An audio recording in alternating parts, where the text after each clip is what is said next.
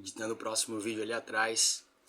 Esse vídeo que vai sair agora, na sequência, é um vídeo que eu gravei no ano de 2020, quando eu tinha recém entrado no mestrado, falando um pouquinho da oceanografia. É uma matéria que saiu aqui no jornal da cidade onde eu moro e que foi uma grande honra e satisfação para mim na época poder gravar e falar um pouquinho dessa paixão que eu tenho na minha vida, que é as ciências do mar. Então fique agora aí com o vídeo a seguir. Quando ainda tinha cabelo grande e estava cursando aí mestrado em oceanografia no Laboratório de Gestão Costeira Integrada da UFSC, lá em Florianópolis. Um abraço, fiquem com Deus, valeu! Pois bem, a oceanografia é uma profissão nova aqui no Brasil. Foi regulamentada recentemente, no ano de 2008. Mas parando para analisar o aspecto histórico, as duas primeiras expedições oceanográficas da modernidade ocorreram em meados de 1830.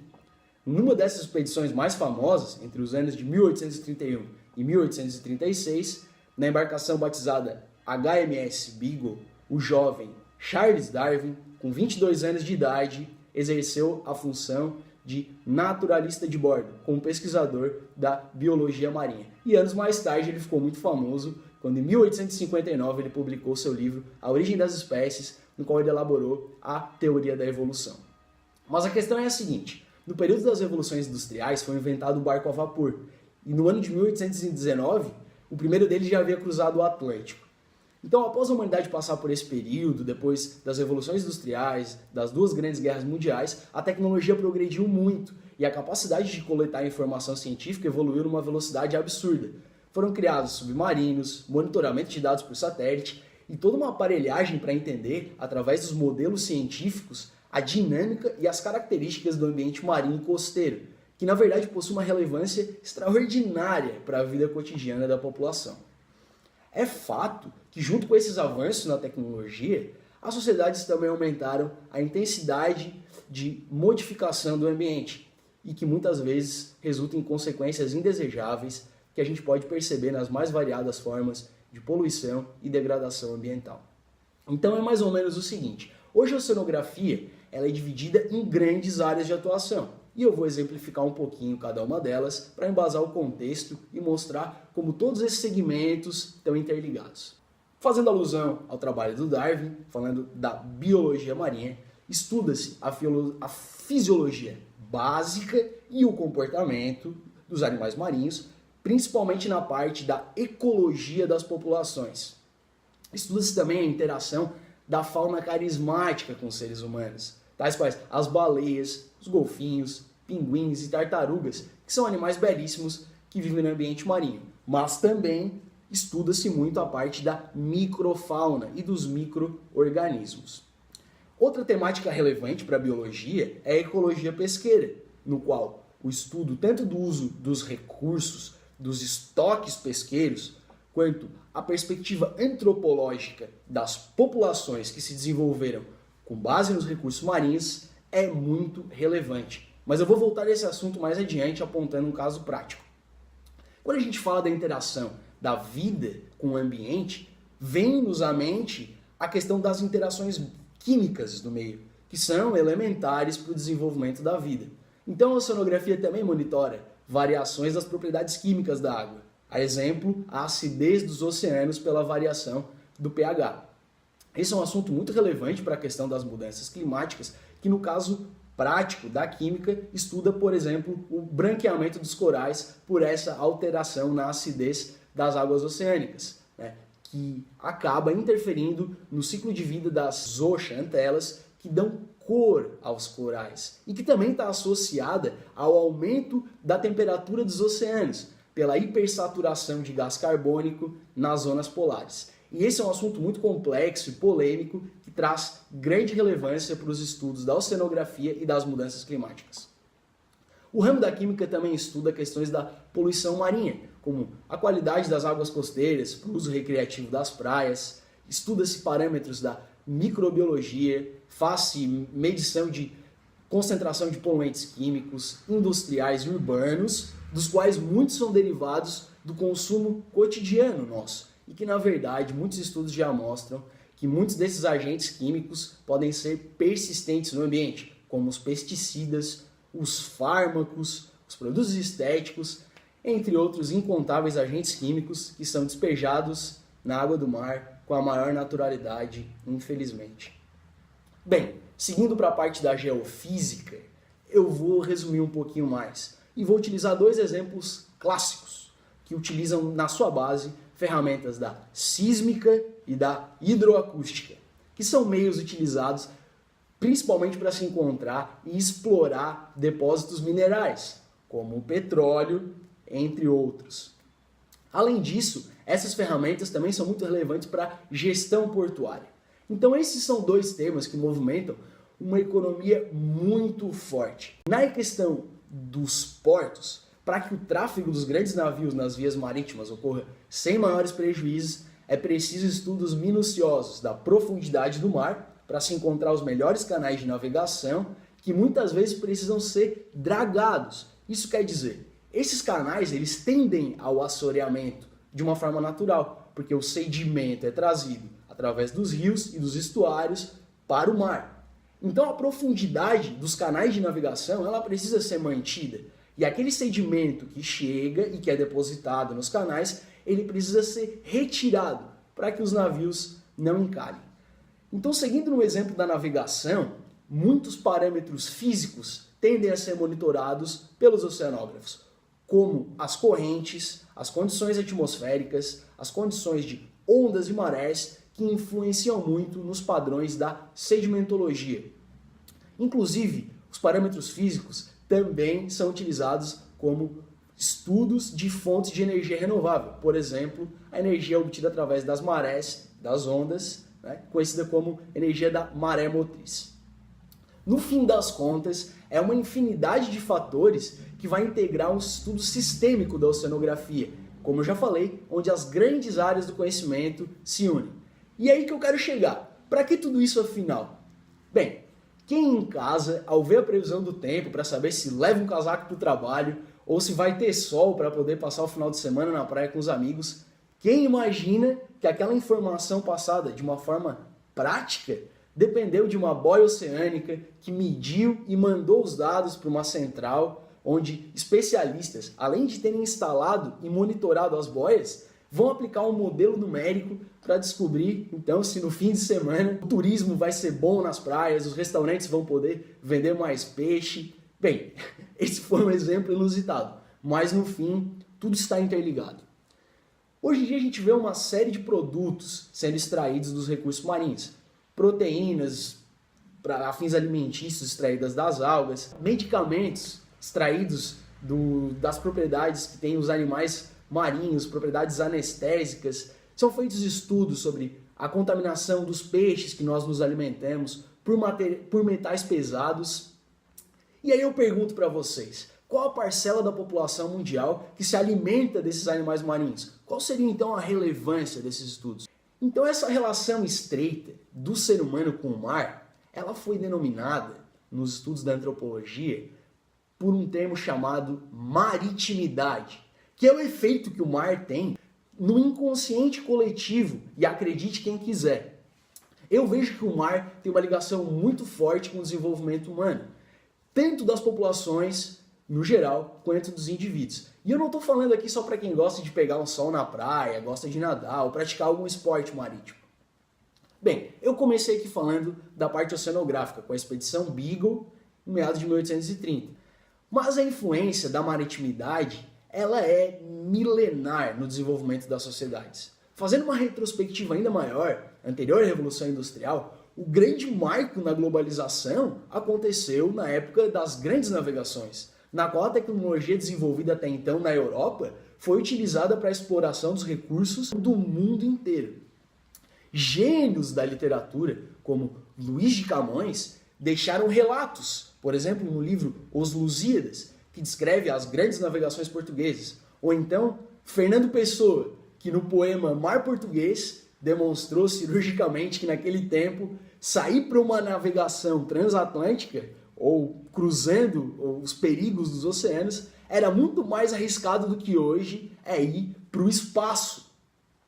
E se naquele tempo era assim, a gente volta ainda mais na história da humanidade e vai chegar então no século 8 a.C., né, pelos escritos de Homero, que relata na Odisseia de Ulisses já as grandes aventuras que os seres humanos viviam percorrendo e navegando as águas dos oceanos. Imagina só, os vikings, os chineses, os polinésios, todos eles tinham seus meios de navegação desenvolvidos há mais de 2000 anos. E o mais surpreendente é que muitos desses povos já haviam desenvolvido uma tecnologia bastante avançada. Então ali nasceram os primeiros estudiosos, matemáticos e cartógrafos da humanidade. A exemplo disso, existem mapas de 450 a.C. do famoso historiador Heródoto, retratando com precisão localidades do Mediterrâneo, parte do Atlântico, fragmentos da África e da Ásia. Além de tudo isso que eu falei, a experiência material da oceanografia soma-se aos estudos que hoje temos pelo poder dos satélites que orbitam a Terra. Imagina só, poder colocar todo esse bocado de informação que eu falei para vocês num arquivo e geoespacializar a informação. O que isso quer dizer? Colocar essa informação no mapa de uma maneira visual. Bem, falando de um caso atual, como vocês acham que são feitos os mapas da Covid? Ah, legal, são feitas as coletas de dados por meio de entrevistas, tanto nas ruas, quanto nos hospitais, quanto por meio da internet. Só que esses dados são coletados no mundo todo. E aí, o que fazer com toda essa informação? Bom, basicamente estatística, né? Calcular o avanço, a taxa de progressão da pandemia em diversas regiões, delimitar pontos de foco e ação prioritária para o governo.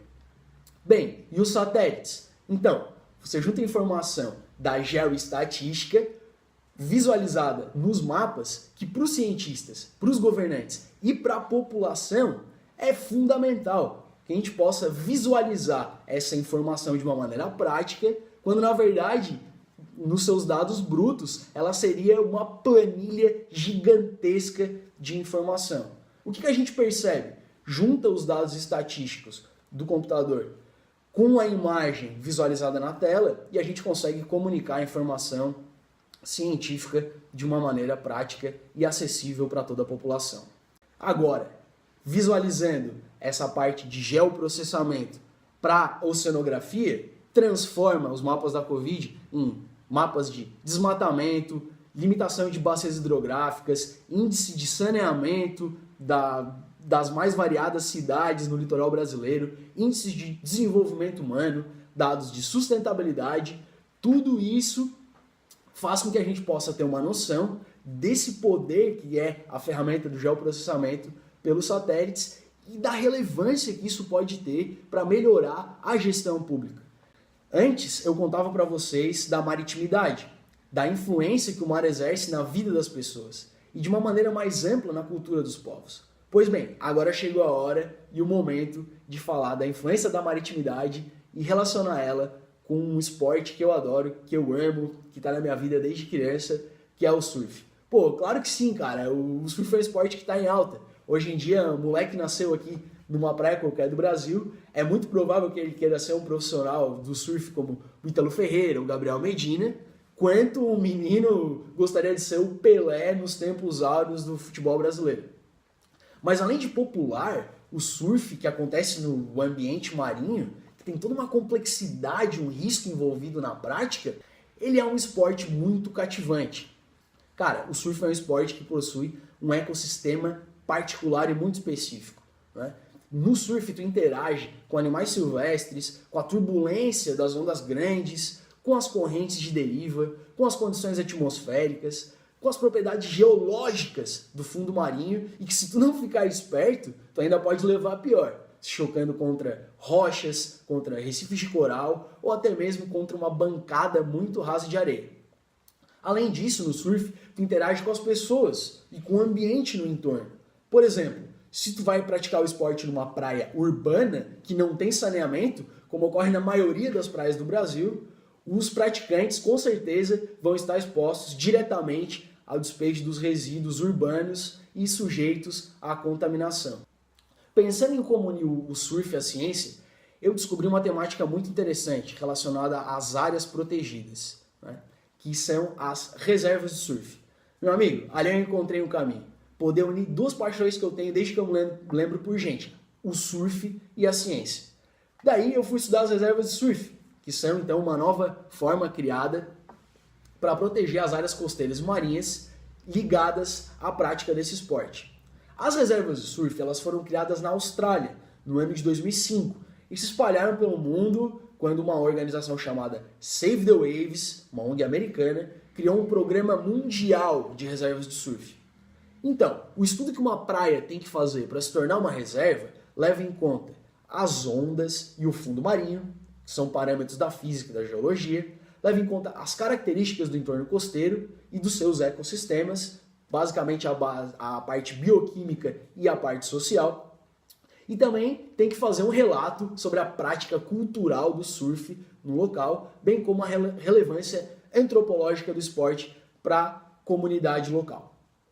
Bom, eu acabei fazendo um estudo de caso no meu trabalho de conclusão de curso para a Ilha do Mel, no litoral do Paraná, embasando então uma possível candidatura para a Reserva Mundial de Surf. Mas a história não para por aí, porque com as reservas de surf o bicho pega. O Brasil tem atualmente uma reserva mundial de surf apenas, que está localizada na Guarda do Embaú, aqui no estado de Santa Catarina. Vou repetir, é a única reserva mundial de surf no Brasil, e ao todo são apenas 11 reservas mundiais de surf no mundo. Na Austrália, que tem o próprio programa de reservas de surf, já são mais de 30 reservas espalhadas por território nacional. E essa é uma ferramenta tão bacana que países aqui na América Latina, que também têm reservas mundiais de surf, como o Chile e o Peru, deram um jeito de incluir a proteção das ondas na legislação interna dos seus países, o que é fantástico. E eu sou obrigado a ressaltar aquilo que eu já tinha dito, a importância de unir a ciência com as ações do poder público. Aqui na Guarda do Embaú, em Santa Catarina, a reserva de surf atua em diversos segmentos. Como a maioria esmagadora das praias sobrevive do turismo, na Guarda do Embaú foi feito um estudo que mostrou que o turismo de surf na região movimenta mais de 13 milhões de reais por ano.